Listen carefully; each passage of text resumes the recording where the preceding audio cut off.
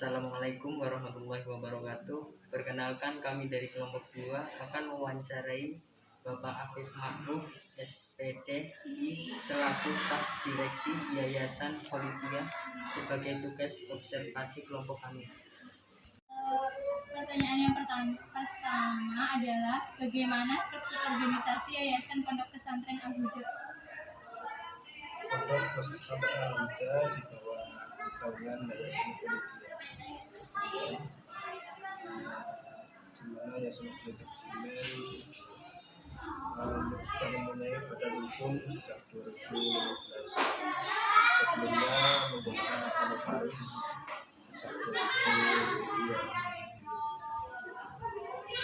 di mana pondok di jalan pondok sudah ada SMK dan juga Apa tujuan didirikannya Pondok Pesantren Al-Huda? Pondok Pesantren Al-Huda bertujuan yang pertama mencetak generasi muda menjadi pribadi yang sendiri, menjadikan pusat anggukan sehingga tercipta persaingan yang sehat dan mandiri, kemudian mengupayakan peserta didik yang memiliki tingkat keberhasilan ilmiah yang tinggi, kemudian mampu mengimplementasikan IMTA, yaitu iman dan takwa, dalam kehidupan sehari-hari. Apa saja visi dan misi Yayasan Kholidiyah Pondok Pesantren Al-Huda? Ya, yang pertama visinya sebenarnya Al-Huda itu juga ada singkatannya sendiri, yaitu Equality, Loyalty, Humanity, Utility, dan Development of All Skill. Jadi kemudian secara umum yang pertama membentuk pribadi santri yang soleh dan soleha, kemudian membentuk pribadi santri yang bermanfaat bagi sesama, kemudian membentuk santri agar mahir dalam belajar kitab kuning dan Al-Quran. Kemudian misinya yang pertama adalah mempersiapkan santri menjadi dai dan daiyah, dai laki-laki dan perempuan. Kemudian mempersiapkan santri untuk siap terjun ke masyarakat. Kemudian yang terakhir yaitu mempersiapkan santri agar menjadi manusia yang soleh, menjadi santri tahfidz, alim fikih, alim Al-Quran, dan juga bisa melaksanakannya. Lalu bagaimana tingkatan manajemen pada organisasi ini? Kemudian nanti di bawahnya itu yayasan juga membentuk tim kerja, yaitu yang dinamakan dengan direksi. Kemudian direksi itu ada kepala SMP, kepala SMA, kepala SMK, dan juga kepala pondok pesantren, dan juga kepala junior. Kemudian kepala itu nanti membawahi guru karyawan dan juga para tenaga pendidikan dan usaha.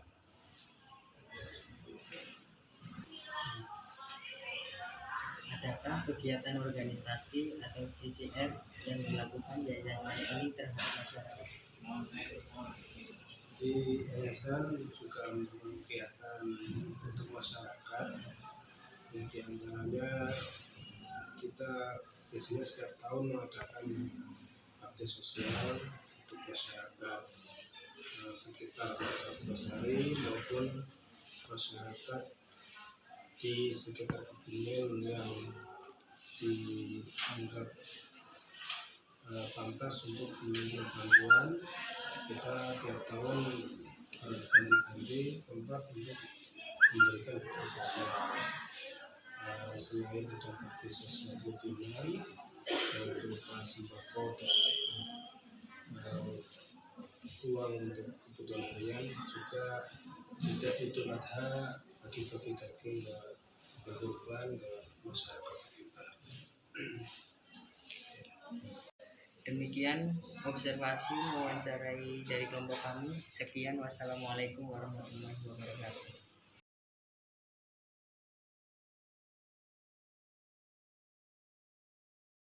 Assalamualaikum warahmatullahi wabarakatuh. Perkenalkan, kami dari kelompok 2 yang beranggotakan 1 Alifia Nur Fajriyah, 2 Nur Hasan, 3 Inayah Wulandari. Pada video kali ini kami akan menjelaskan tentang hasil observasi kami, yaitu tentang struktur organisasi Yayasan Kholidiyah Pondok Pesantren Al-Huda Jetis Kebumen. Pada slide ini saya akan menjelaskan struktur organisasi Yayasan Kholidiyah Pondok Pesantren Al-Huda Jetis. Bisa dilihat pada gambar tersebut, yang menduduki struktur paling atas yaitu direksi atau direktur. Pada struktur organisasi, direksi atau direktur bertanggung jawab kepada pendiri atau pembina yayasan dan bertanggung jawab atas pencapaian visi, misi, dan tujuan yayasan serta memimpin jalannya kegiatan pesantren. Lalu di bawah direksi dibagi menjadi 4 bagian, yaitu Kepala SMP VIP, Kepala SMA VIP, Kepala SMK VIP, dan Kepala Pondok Pesantren. Beliau bertanggung jawab terhadap terlaksananya program kerja pondok pesantren, membangun kerjasama dengan lembaga organisasi dan elemen masyarakat yang berada di luar pondok, dan membangun kerjasama dengan seluruh warga yayasan dan masyarakat terkait. Lalu di bawah Kepala SMP VIP ada Wakil Kepala Sekolah, Wakakurikulum Personalia, Wakakesiswaan, Wakasatras Humas, dan KATU. Lalu di bawahnya lagi ada guru atau asatid dan karyawan. Selanjutnya di bawah Kepala SMK VIP ada Wakakurikulum Personalia, Wakakesiswaan, Ubin, dan KATU Sapras. Lalu di bawahnya lagi ada guru atau asatid dan karyawan.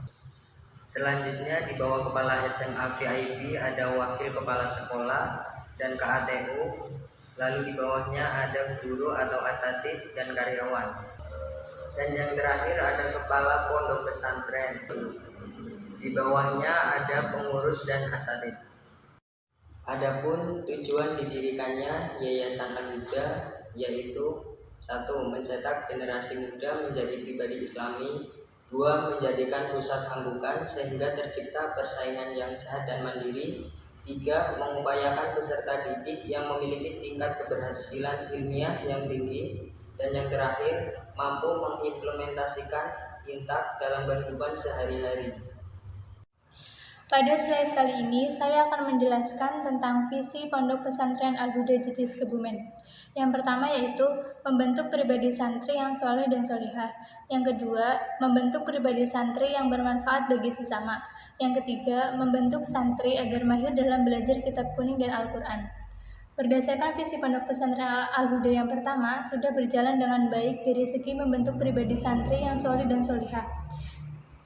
Di lingkungan Pondok Pesantren Al-Huda Kebumen menerapkan cara berpakaian dan beraktivitas sesuai dengan syariat Islam, di mana tempat laki-laki dan perempuan dipisah. Cara berpakaian laki-laki dan perempuan sesuai dengan syariat agama Islam, bertutur kata yang baik dalam lingkungan pondok pesantren dan luar pondok pesantren.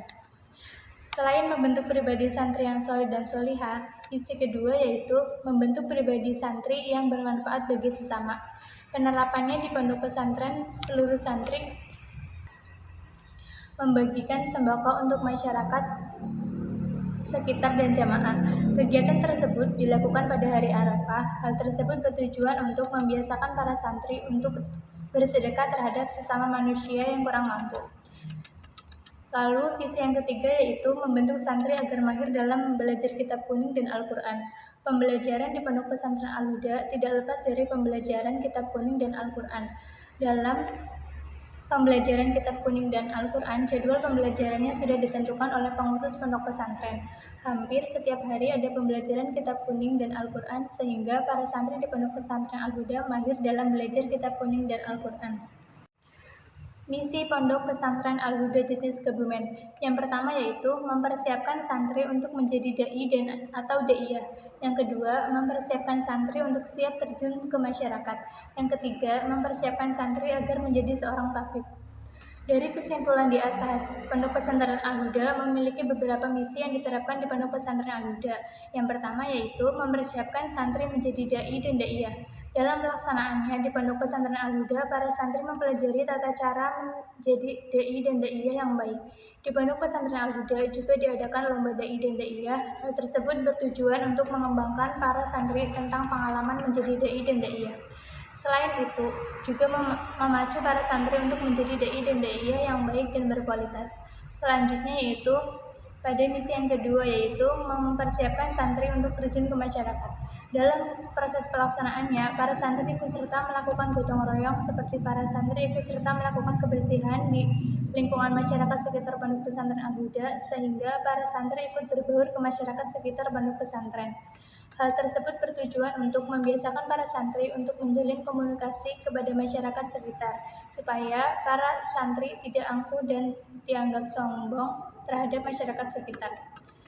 Pada misi yang ketiga yaitu mempersiapkan santri agar menjadi seorang tahfidz. Di Pondok Pesantren Al-Huda juga mengadakan hafalan Al-Quran. Setiap minggu, para santri menyetorkan hafalan Al-Quran yang sudah dihafal oleh para santri. Santri tersebut melakukan proses penghafalan Al-Quran mulai dari juz terakhir. Pada slide ini saya akan menjelaskan rencana organisasi Pondok Pesantren Al-Huda. Yang pertama, melakukan sistem pengajaran yang baik dan efektif. Yang kedua, melakukan proteksi kepada santri dari pengaruh negatif yang datangnya dari luar pesantren. Yang ketiga, merekrut tenaga pengajar yang profesional di bidang dakwah. Yang keempat, melatih santri terampil berpidato, ceramah, memimpin tahlil, dan lain-lain. Dan yang terakhir, melakukan kerjasama dengan pondok pesantren lain. Dari kesimpulan di atas, Pondok Pesantren Al-Huda memiliki beberapa strategi yang diterapkan di Pondok Pesantren Al-Huda. Akan tetapi, belum semuanya rencana tersebut bisa diterapkan di Pondok Pesantren Al-Huda. Karena dalam proses tersebut melibatkan banyak orang, sehingga rencana tersebut belum sempurna diterapkan di Pondok Pesantren Al-Huda. Selanjutnya yaitu tingkatan manajer di Pondok Pesantren Al-Huda. Pada manajer atas ada pengasuh dan direktur. Pada manajer menengah ada kepala yayasan dan kepala SMP, SMK, dan SMA. Pada manajer lini pertama ada wakil kepala sekolah dan wakakurikulum. Pada manajer non-manajemen ada guru dan pengurus atau ustazah. Dan yang terakhir, ada kegiatan organisasi atau CSR di Pondok Pesantren Al-Huda. Yang pertama, adanya pembagian sedekah kepada warga. Yang kedua, bantuan ketika warga terkena musibah. Yang ketiga, rutinitas pengajian tiap malam di area Pondok Pesantren. Yang keempat, pembagian zakat kepada warga sekitar. Dan yang terakhir, memfasilitasi mobil ambulans yayasan kepada warga sekitar yang membutuhkan. Demikian penjelasan observasi kelompok kami mengenai struktur organisasi Yayasan Pondok Pesantren Al-Huda. Kurang lebihnya mohon maaf. Wassalamualaikum warahmatullahi wabarakatuh.